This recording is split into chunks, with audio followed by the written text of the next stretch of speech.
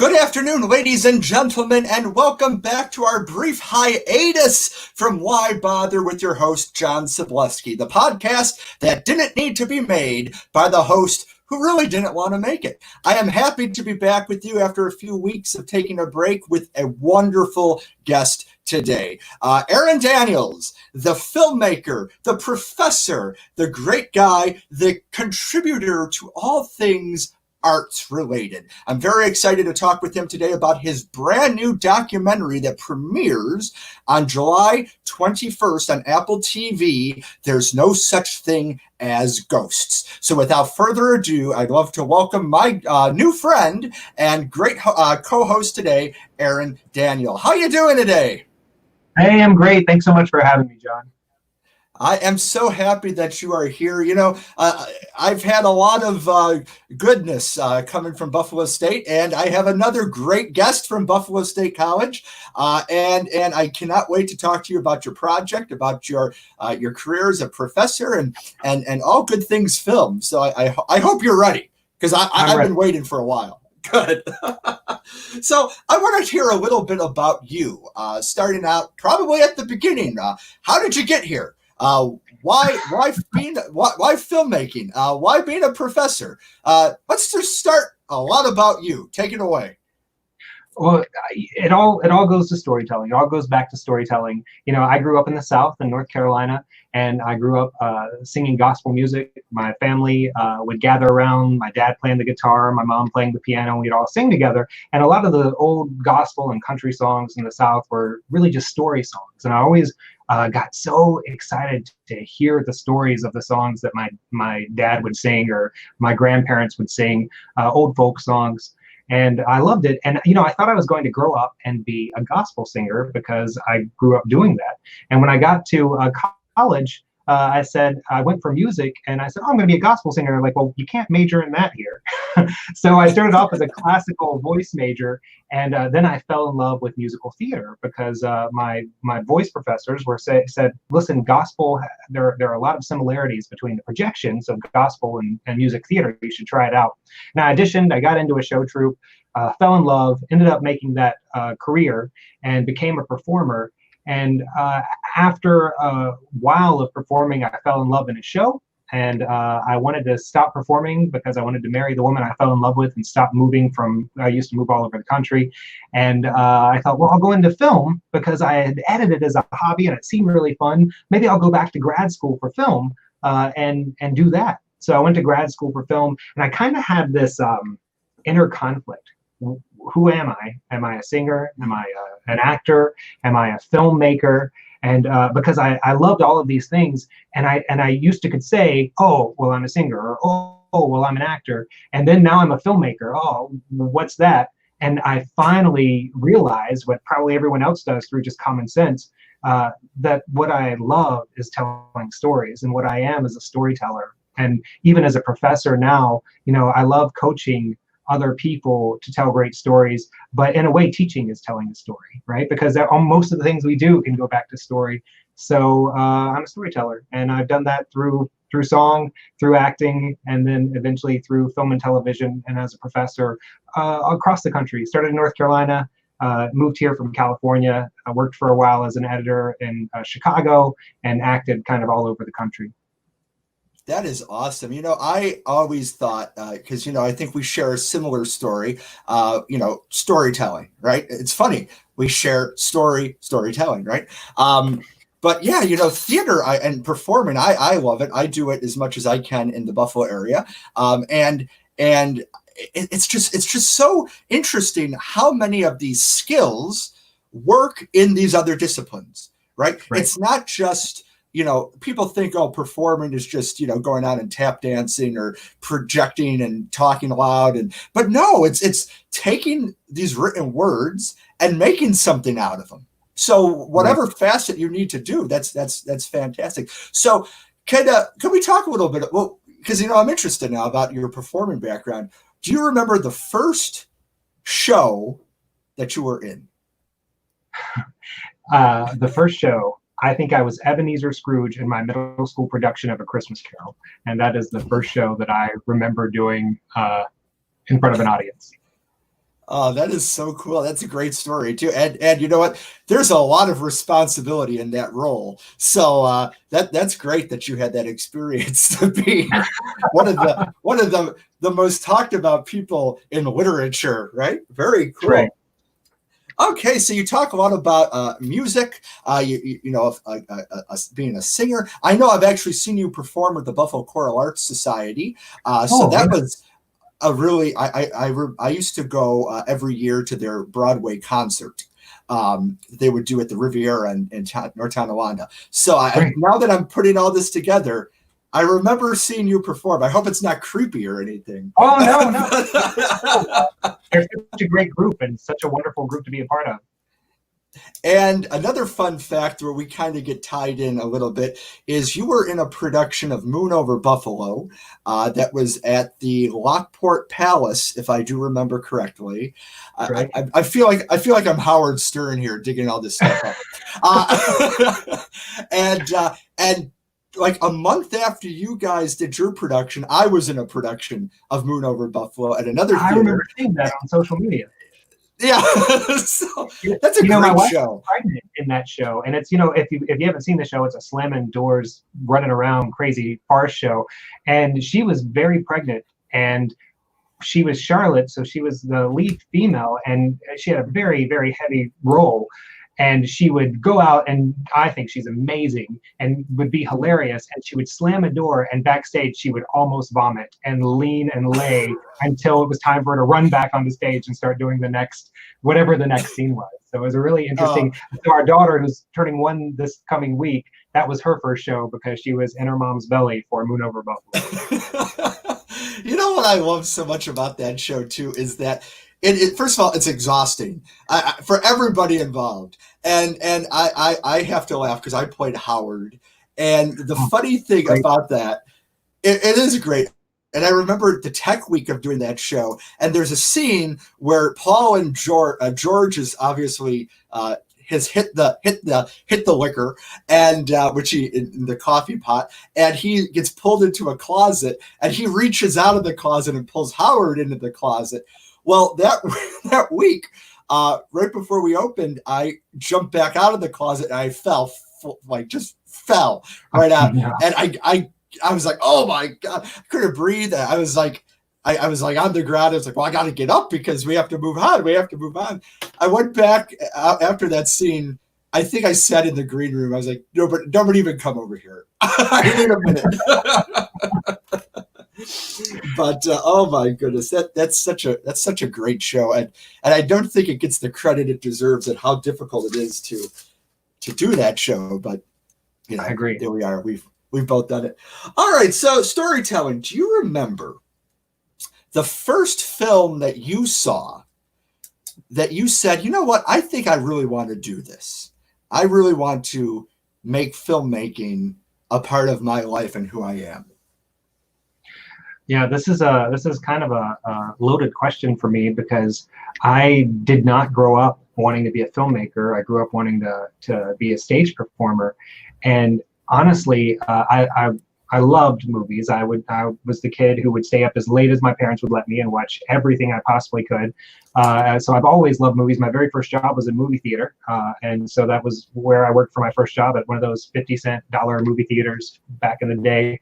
And so I've always really been into movies. But I was working for a big theater, and it was a really big theater. I had a year-long contract, health insurance, all of these great things. It's like a 2,000-seat theater, so it was a really good job at the time. And something had happened, and like in our country, and someone wanted to take a stand against it. They felt that there was that it was a social justice issue, and they wanted to start a petition. And as a hobby, I actually edited a video to try to convey the emotion of what people felt for this incident.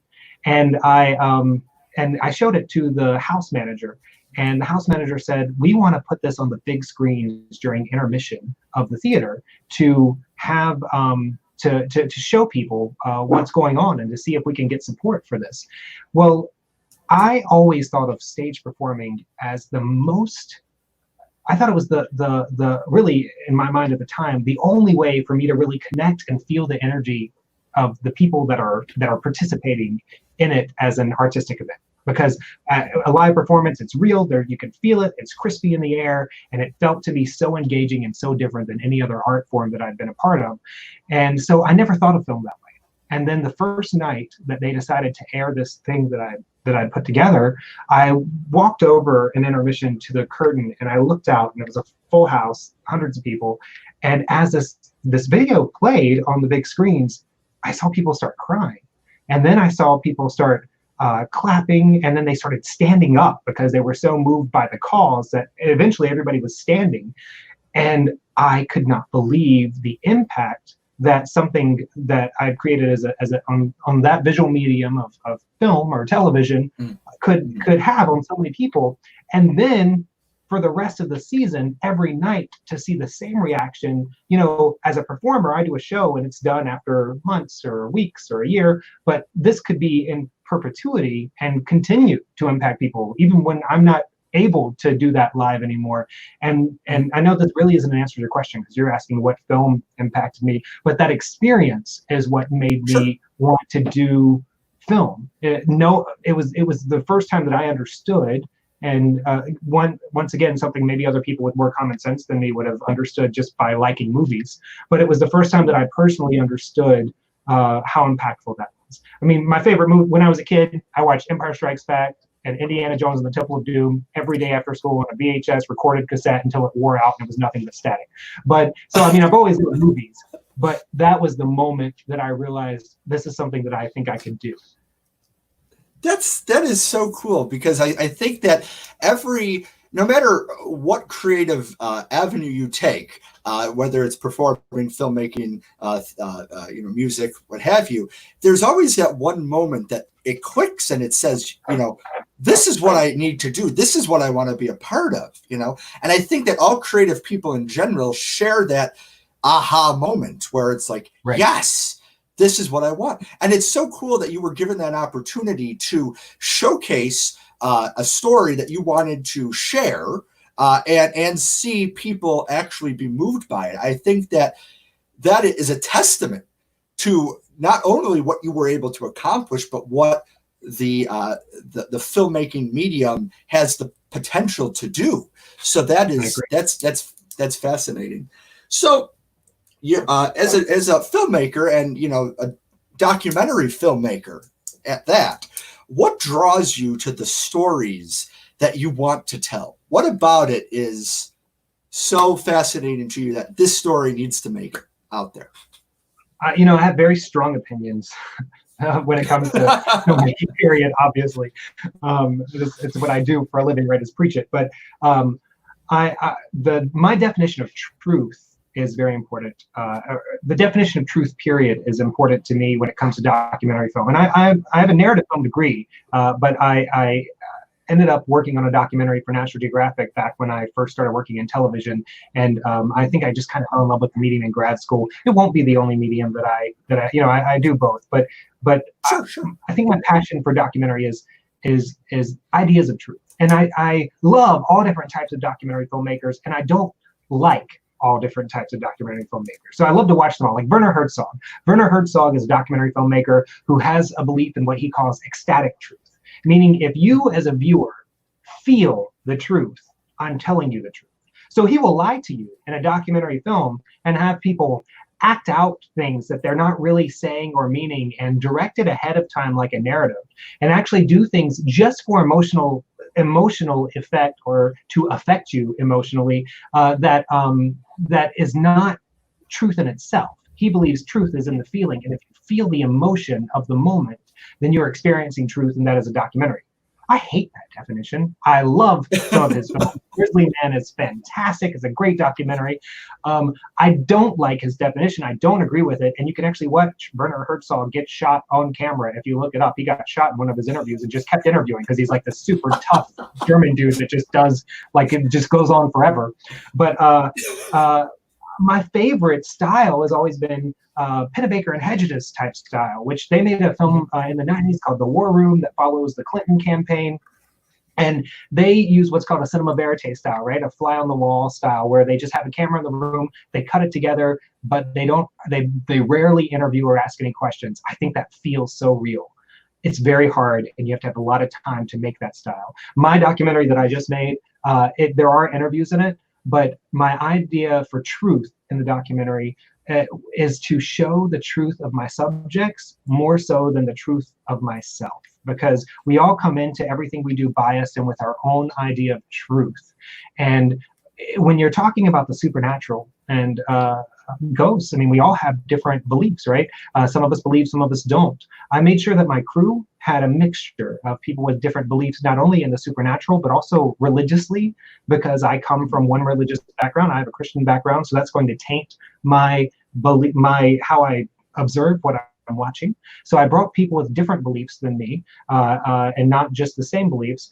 And when I was making this film, when I was cutting it together, I had hundreds of hours. I spent years making this, since 2016. And I had to decide, what story am I going to tell? And I finally came to the realization that I wanted to tell it from the truth of each subject I was interviewing. So I tried to not, as little as possible, not show my truth or what I think, but actually show it from the point of view of each person that I interviewed. I don't know if that's a little bit too out there, but that's what I tried to do. No, because that, I think, is something that I've has come up in conversation a lot within my social circle about truth. We have a lot of reporting going on right now. A lot of things happening in the world, that there's a lot of hot topic issues. We're living in a pandemic. We got a lot of reform happening, or the aiming for reform to happening.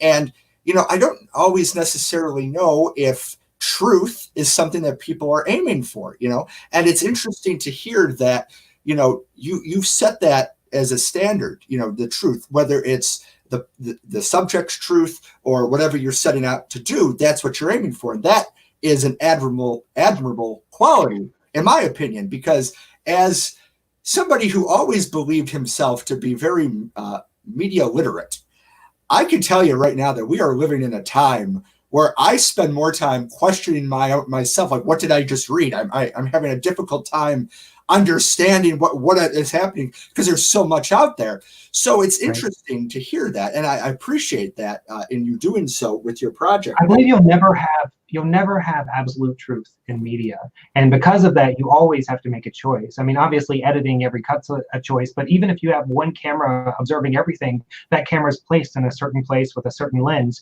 and that's going to affect the truth.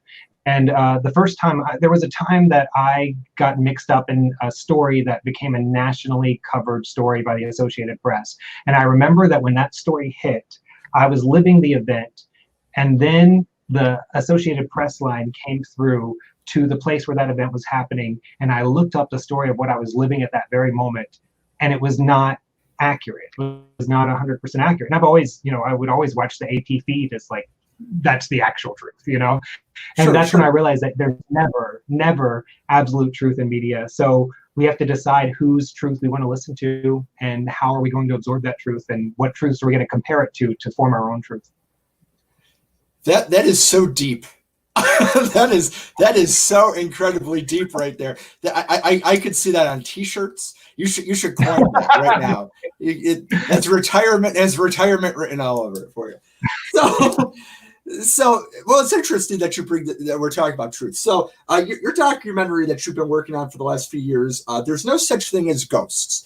You kind of alluded to it earlier, and I'm going to bring it back up, that this is one of those topics that there seems to be a pretty bold line drawn in the sand when we come to it. Either you are a believer or you're not. And there's very few people that will say, I mean, there's people that say I'm not sure, but there's people that say that with everything. But then there's very strong beliefs that, yes, there has to be something else here, or you're crazy. There's always something against, that it has to be something else, right? Personally, I would be remiss in thinking that we are the only thing here. It's just my belief, right? So I'm interested in you kind of elaborate a little bit more on this. So when you set out to make this documentary, what was your original truth that you were setting out for, and how did that develop as you started speaking with these different subjects? I made a one sheet before I started the film where I outlined my mission for the film, what I hope to achieve from the film, because I had to talk people to, into being on board. I wanted great people, but I also did not have a great budget. So I knew that I would find professionals that I work with at Buffalo State, and if I could get them to believe in the idea of the film, then maybe I could get these amazing professionals like Brian Milbran, who is my director of photography, my cinematographer, to be a part of it. And my original mission was to understand society's rationalizations of the paranormal, or understand why people believe what they believe when it comes to the paranormal.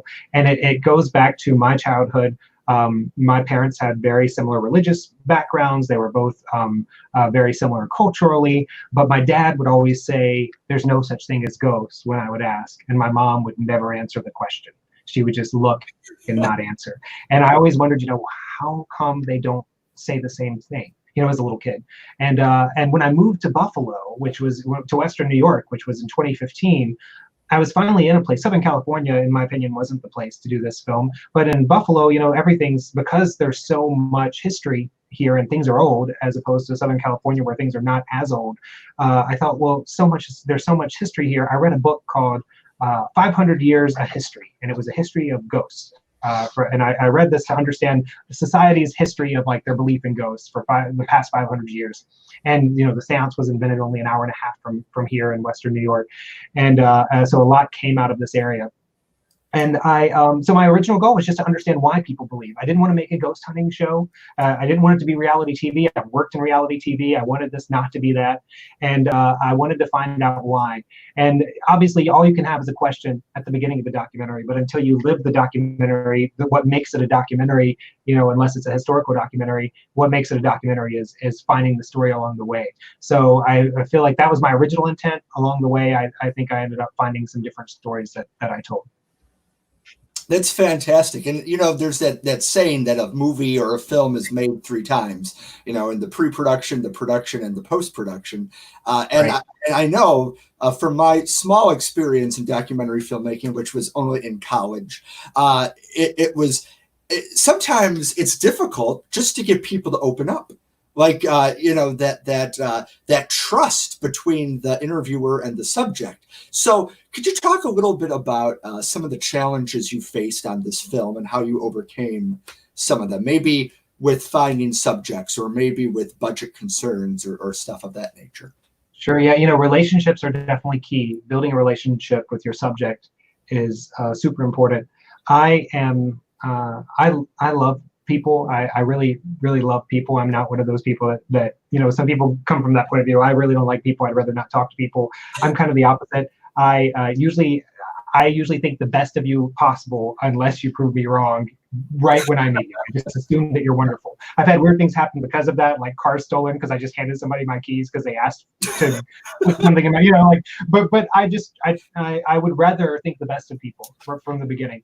And so I really enjoy that part of documentary filmmaking, getting to know and getting to really, I'm friends. I would say that I have a relationship with every subject that I meet, every subject. And many of them in this film, they write me every week, and I talk with them every week, and I met them because of this film. I would say one of the strange situations that came up is I had budgeted a trip that was going to be 3 days, going to some places in Pennsylvania that I had arranged that were rumored to be haunted, and some subjects that I had found that I really wanted to interview. And so I had budgeted for food and transportation for my crew and myself, and we had the trip planned, and it was going to cost some money.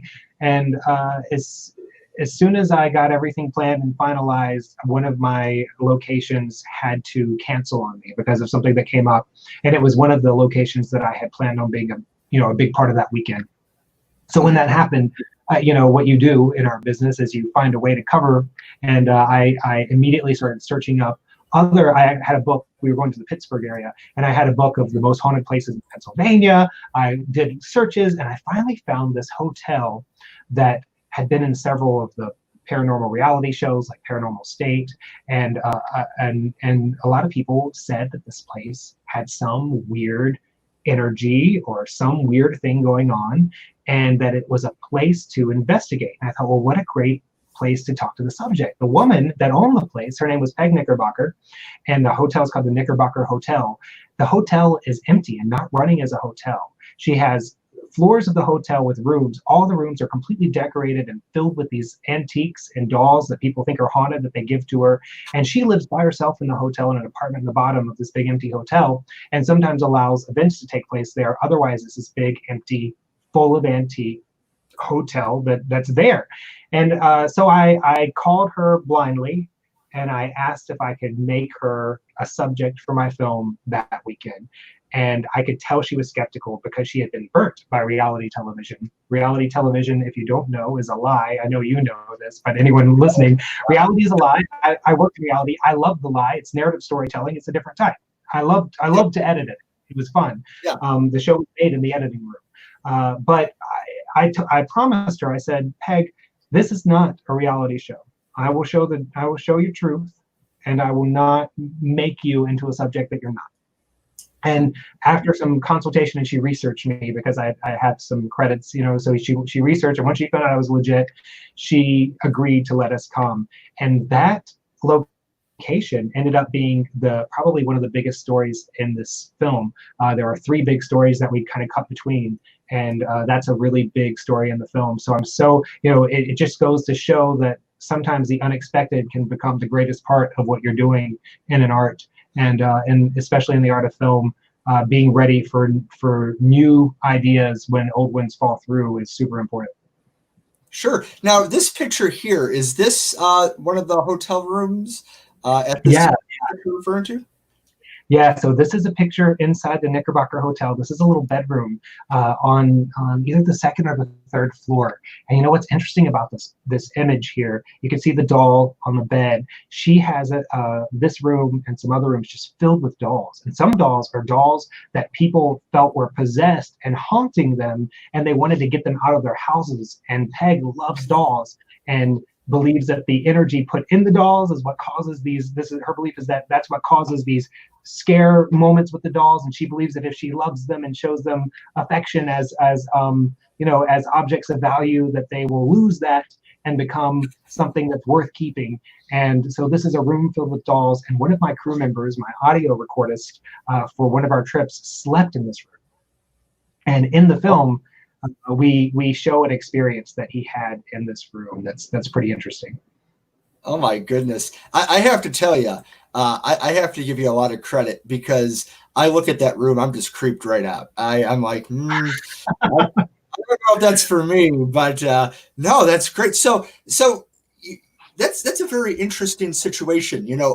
Somebody who has had an experience with reality television documentary idea there, right? And being open to you. So that's a testament to your ability to kind of make this person feel comfortable and want to share your story, or her story rather. And I think that's really, really cool.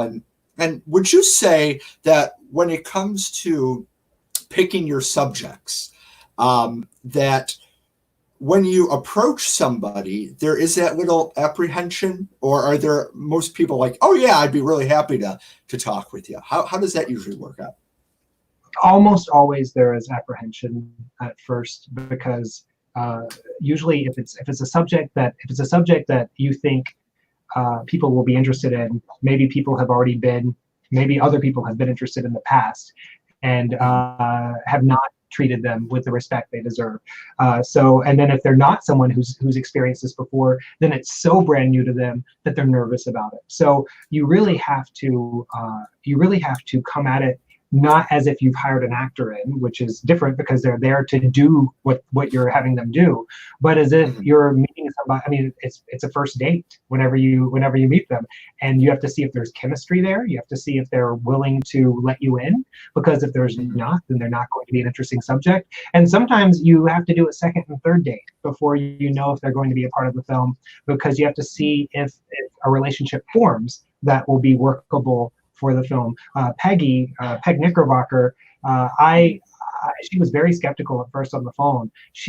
We're great friends now to this day, and I would say that I spent a lot of nights at the Knickerbocker Hotel because I went back over the years for a lot of filming, and there was one moment where I came and met with her by myself without a crew, and sat down with her and had a breakfast or a lunch, and just said, "Hey, these are my intentions. I know we've been filming. This is what I really think that you are someone who should be a big part of this film. How do you feel about this?" And we formed a trust that I think really helped for the film.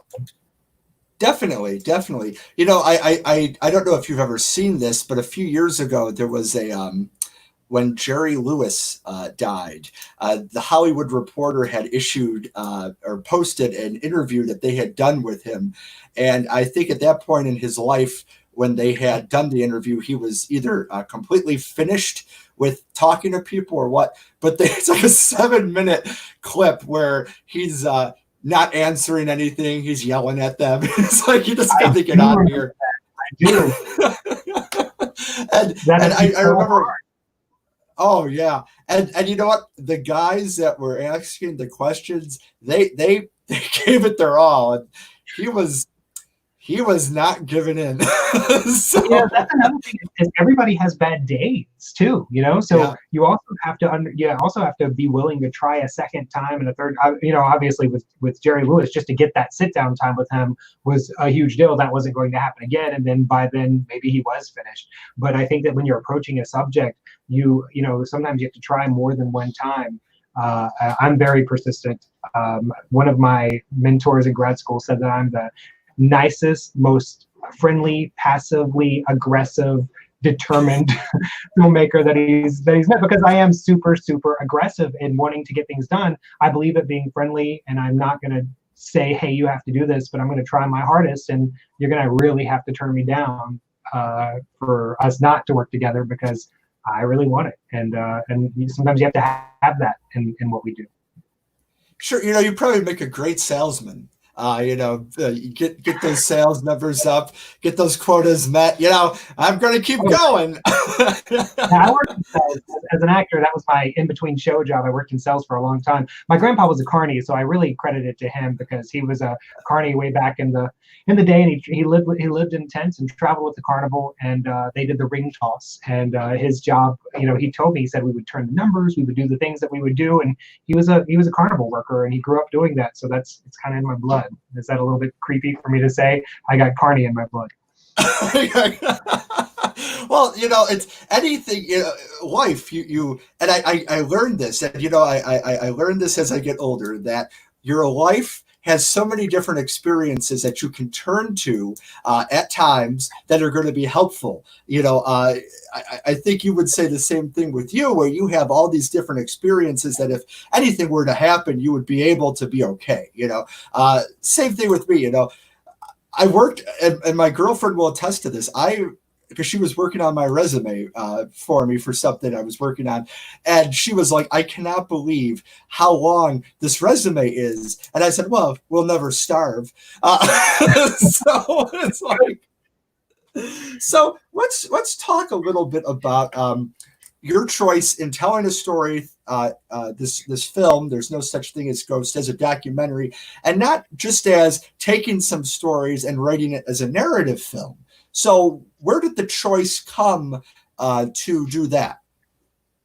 Yeah, so there are several factors. One, I think, was my drive to be as far away from reality television, which is also narrative, as possible. Granted, a narrative film is not reality television, but in my opinion, reality television is a narrative show or a narrative story. And to gain the trust of the people that would be in this, I wanted them to know that I was showing them in truth, and a narrative will never be complete truth. I don't care how closely it's based on real life. I'm going to take license, or I'm going to take some type of liberties to be able to make it the most entertaining narrative story I possibly can.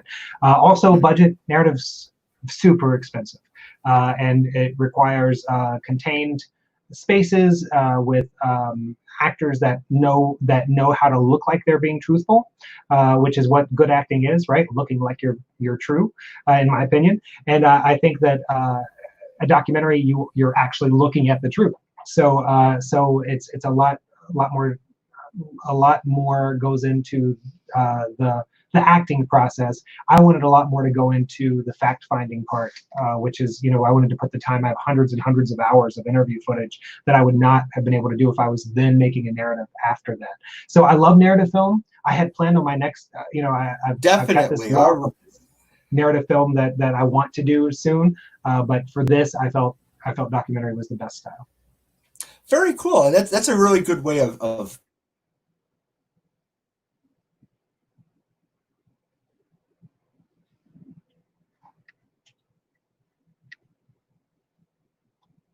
putting it, I think, too. It's, we're experiencing a couple of glitches here, so I'm sorry about that. That everybody and the mother is using the internet these days.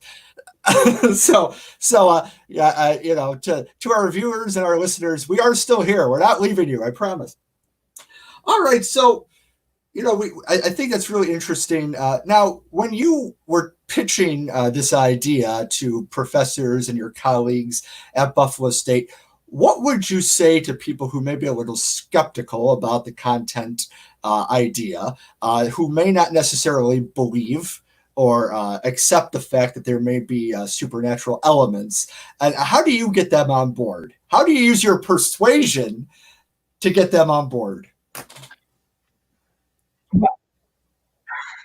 Well, I told him it didn't matter. I said, I'm really looking for why people believe what they believe. So I didn't just interview people that believed in the supernatural. I met with skeptics. I went to the Center for Inquiry, which happens to be based in Amherst, New York, and met with Joe Nickel, who is a full-time paranormal investigator who comes at it from a completely scientific point of view, does not believe there's anything after we die, does not believe there's a such thing as ghosts, and he gets paid full time because he finds the science behind, or his goal is to find the science behind what he sees. So I interviewed him.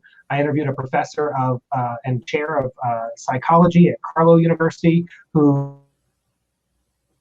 is about how people come to their paranormal beliefs and why it's psychological. So I didn't just interview those that believe. And I think that interviewing people from both sides allowed me to get a lot more people on board.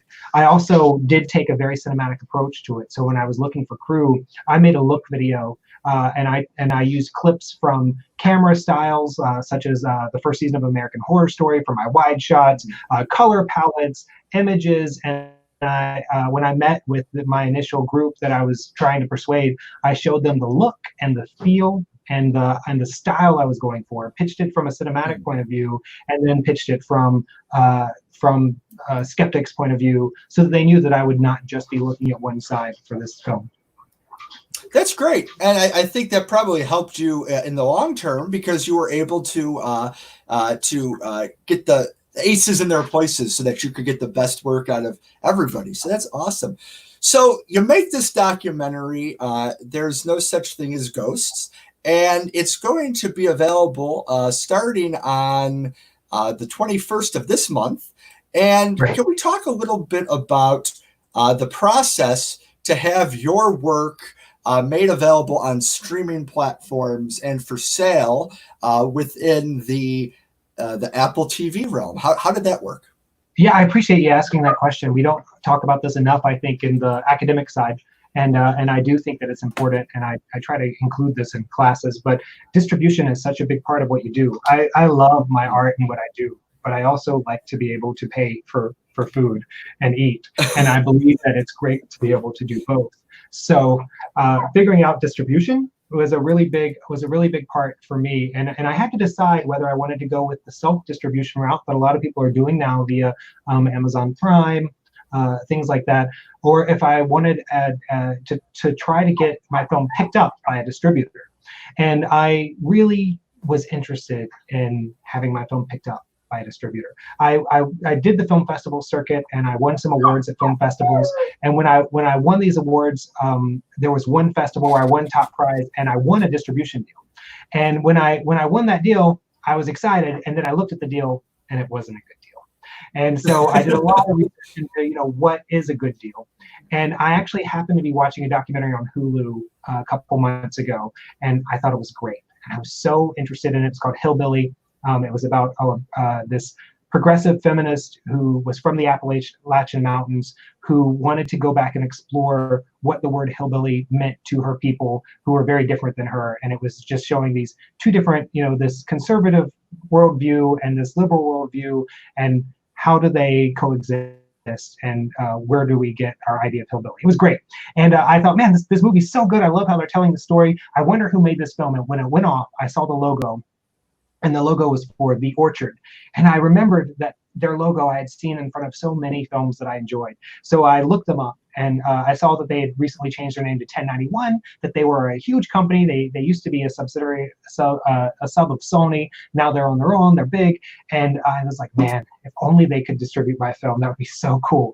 But I looked them up, and you couldn't even submit your film because they pick up at Sundance and different. So unless my film was there, I didn't have a way of submitting. So I wrote the company and I said, listen, I love your films. I have a film, and I think my film is a good fit for your catalog. Would you accept a blind submission? And they wrote me back, and they said, we will accept a blind submission. Please fill out this form. They gave me this long form. I sent them my stuff. 4 days later, they contacted me and they said, we do think that you're a good fit for our company. And we negotiated a deal that was a great deal. And it's a great, a really well-known global media company. And they picked up my film, and we have great terms, and we're under a 5-year contract, and they'll distribute pretty much any site that you can get your movies from. My movie will be on pay to play, right, initially, because that's how all movies, most movies, when they come out, obviously we're not doing theatrical releases now, really, but you first release on a pay to play, like where you rent or buy a movie, and then over time you let it go to the streaming places where you wouldn't have to pay. You wouldn't have to pay addition. You would pay your monthly fee, or you would pay, whatever it is that you want to do by the month to get it, such as those Amazon Prime by the year. So we'll start off on everywhere that you pay to play, that you rent your movies from, and then we'll go to some streaming outlets and a streaming TV station that's pretty new called Unidentified. It just launched, that focuses on this content. We'll also go on that network eventually. Great. I think it's so cool that there are professors at Buffalo State right now, and there have been, that are able to get a distribution deal, and not necessarily just the deal, but that experience. Because I think that was one of our big questions. It's like, okay, so now I have this. What do I do with this? It's great to have Grandma and Grandpa and Aunt Pat come over and watch your film, but you would like everybody. Yeah, you'd like everybody to see your hard work and the story you were able to tell. So that's great, and congratulations on that deal. I know it's no small feat. So that is a very awesome experience for you and an opportunity for you. So let's talk a little bit, we talk about your film. It's going to be available. I know after people listen to this podcast, they're all going to rush out and pre-order, and then they're just going to buy it. You're going to be, sitting pretty forever from this episode. and I look forward. Yes, I look forward to that. So, you're a film professor at Buffalo State College, or SUNY Buffalo State, as it's referred to now, and the Television and Film Arts Department. I graduated from in 2013, so I just missed you. Missed you by 2 years. But why don't we talk a little bit about that program for people who are interested in experiencing it? I will tell you, at the beginning, I was put on the waiting list when I had applied, and I have no ill will. I've forgiven, but it is a pretty competitive program, and why don't we talk a little bit about that? If you're a high school senior and you're interested in applying this year, what you might need to do, what the department is looking for in their storytellers, and take it from there. Yeah, television and film arts I love it. I love the program. I came to Buffalo State as a communication professor. I love that department as well. I was a media production professor at first. However, I didn't know about television film arts coming from Southern California. I was just learning about Buffalo State, and when I got here, Lou Rera, professor there, is who told me about the program initially during my interview, and I looked them up, and it says creating great storytellers. And I thought, man, this is what my whole life has been about, is trying to tell the best story possible. And I was immediately interested in the program. And there were a lot of crossover classes with the other departments, so I started to get to know a lot of the people affiliated with the program. If you want to be a writer or a director or a producer in narrative storytelling, so it's actually not for documentary filmmakers. It's for narrative storytellers as our #1 focus. You can take documentary classes from the media production major. You can take those as electives, and that's in communication. But we're going to teach you story structure, which honestly, even as a documentary filmmaker, I think of story structure every moment of my filmmaking process, because my goal is to entertain people while I'm telling my truth. So if you're interested in narrative storytelling, this is the program. We are really blessed to have a good number of applicants every year, where we can stay very selective. So we bill that we accept about 15 people a year into the program. I'll tell you that this coming fall, we're accepting the biggest class that we've ever accepted. We had such an amazing pool of applicants, and we score all of these applicants based on several factors. And along with our committee, we've accepted 21 students this semester, so it's going to be a huge class. And it's just, there were just so many great applications. What you want to do if you want to be a part of the program is you want to have a great story to submit. We take written stories, and we take videos that are stories, but we want to see a narrative story as part of your portfolio that you can give up to 7 minutes or 7 pages of. And then we'll ask you some questions, about your thoughts on film and television, and why you're interested in doing what it is that you want to do. And we'll look at not only your answers and your thought process, but also your mechanics and grammar, and then your mechanics and grammar when it comes to filmmaking. And we're looking for the best, for the most potential for storytelling that we can find. And that's what we look at, is your potential for telling great stories, and your courage to try to tell a great story to us in your application. And I think it's a great program. It's a hybrid program, or it's a collaborative program. We take classes from theater and communication and the English department, and then we have a core curriculum in the middle. And so the goal is you'll be well-rounded, you'll understand the whole filmmaking process, but you'll be able to take the reins in telling a great story and drive a great story. It was such a great experience, my 4 years of my first undergrad degree, and I absolutely enjoyed every minute of it. And I think back to it more and more as I get older. And wow, but what's so neat too is that as time has progressed, technology has progressed. So like we were using like mini DV tapes when I was there on those big cameras, and I still have a box of them, and you can't get rid of them because like everyone's moved to SD card.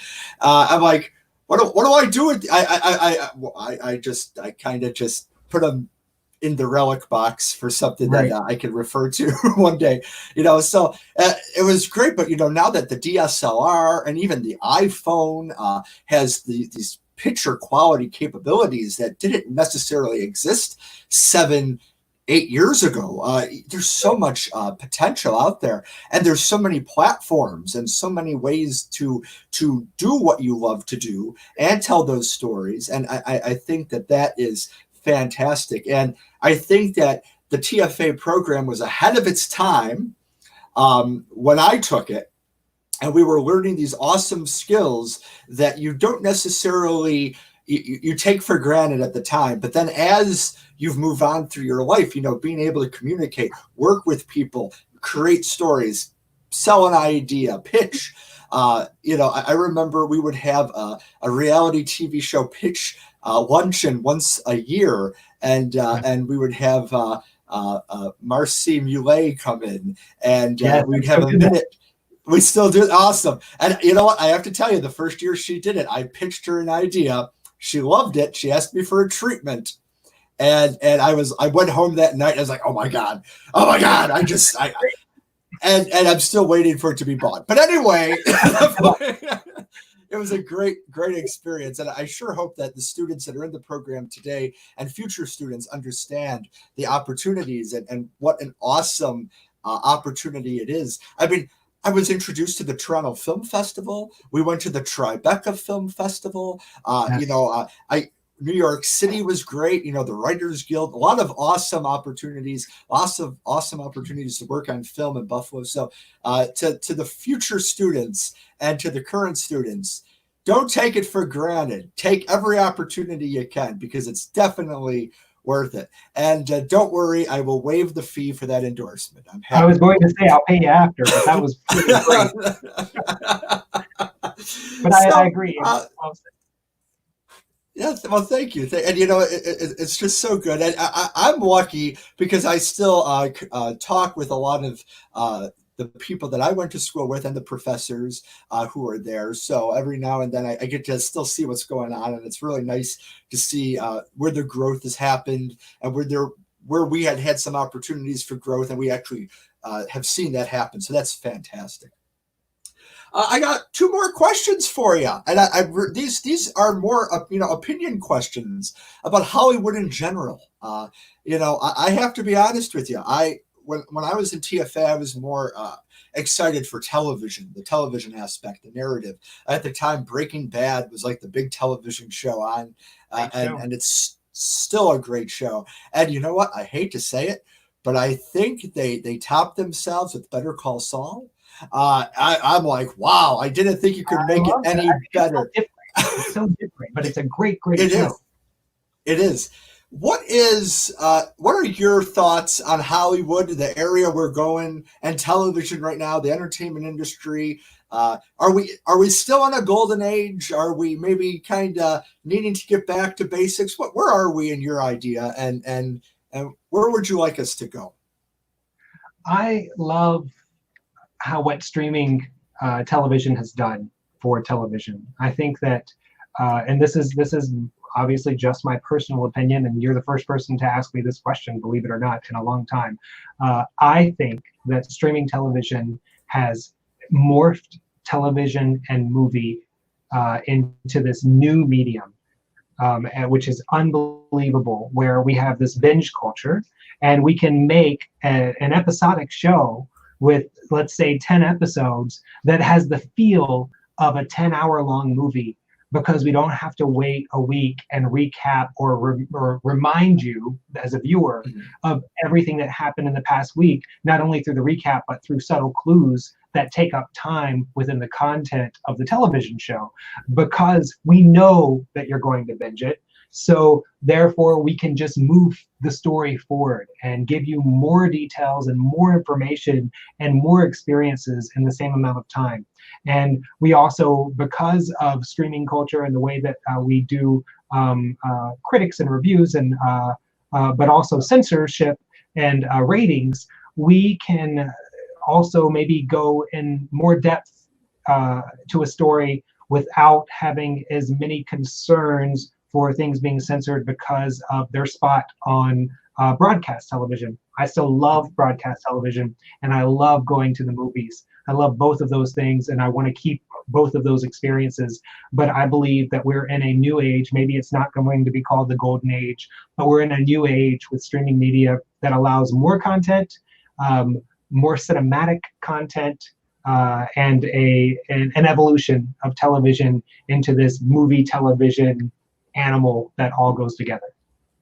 Yeah, it's fascinating to see how many of the different forms are crossing paths. We have Hollywood creating movies that are turning into TV show spin-offs. We have musicals that turn into movies, and movies that turn into musicals, and all the areas are working together. And I think that we are seeing so much content that I would almost be afraid that if I spent all this time and I do it, but putting all this time and effort into something, that does anybody, is there so much? How do I stand out, I guess? Sure. And it's just so fascinating to see how what makes something that somebody wants to watch, because there is no rhyme or reason why things go viral. You know, we could say that there's this. Oh, you're right. Please. You're right. I would agree with you. I do want to point out, and this may be a bit unpopular, I'm going to say it anyway. I do, you know, while I love what's happening with television, because television is becoming more cinematic, because it's not a set, it's streaming, it's anywhere you watch it. For cinema itself, where I'm seeing less films that are about the script and the acting, and more films that are about the visual effects. And unfortunately, I don't love that so high of a percentage of our content in the cinema is more about the visual effects sequences than the acting and the story. We still have great cinema coming out, but I would like to see a greater percentage of really great story and acting coming back to the cinema. And unfortunately, I have to get most of that at film festivals as opposed to the cinema. And I think that we can have great movies, and we can have great action. I mean, great action that also has great writing and great acting, like Greyhound, which just came out on Apple TV, that, you know, wasn't able to come out of the theater. I loved it. It was nothing but action from beginning to end. So it wasn't this, you know, a lot of people think, oh, well, we don't want this slow burn of the story. It wasn't a slow burn at all, but it was great acting, and it was great suspense, great writing. And sure, there were loads of visual effects, but it was more, I think, more about the story and the suspense of the story. That's why for like scary movies, I tend to love the ones that make you wait for the jump. Like The Others is one of my favorite scary movies of recent times, and I know it's not very recent, but of the 2000s. I think The Others has an amazing script, an amazing amount of creepy fear feeling, but also an amazing twist. And you know, that brings me back to like a Hitchcock type feel, which for me is the type of fear and suspense I love. I'm a big scary movie fan, so I watch all of them, but I love that feel. Yeah, you know, I have to be honest. I don't remember the last time I went to the movies. Actually, now that I'm thinking about it, the last film I saw in theaters was Hidden Figures, I think, and that was probably, it was a great movie, a great story that had great acting in it, but a story that I think should have been more well known, and definitely something that if I hadn't seen it in the movie, I wouldn't have done more research on it, because it was a fascinating story about these women that worked at NASA and were not given their credit and their due for what they were able to accomplish. And it was just fascinating. And that is the story that I think that we should have more of. And I have to agree with you in that the visuals should complement the story. They shouldn't be the focus of it. Right. You know, it's and you know, every time, and I'm not a big superhero buff, but I can appreciate that they're a moneymaker and that studios, you know, in order to do a movie that's a little more our speed, we need this movie because it's such a you know, money maker. But it's just, it's like every time I see another spin-off superhero movie, I'm like, oh my gosh. Like, they're super fun to watch. I love them, and we do have to make money, and I understand that. Yeah. I would just love to see more of both. You know, more of the other. Yes, you're absolutely right, and I hope that the future of film is a little more that speed, in that we're really going back to the basics of story. Because any actor you listen to an interview on any of these late night shows, or when you meet them at the film festival or whatever, they always say they're drawn to the story. Like what you said earlier at the beginning of the interview, you're drawn to the story to tell a story. That's why I became a storyteller too. I wanted to tell stories. And I think that anytime we get a little too convoluted in what we're doing, we have to go back to the basics. And are we telling a good story? And that is what will make a good product. So there you go.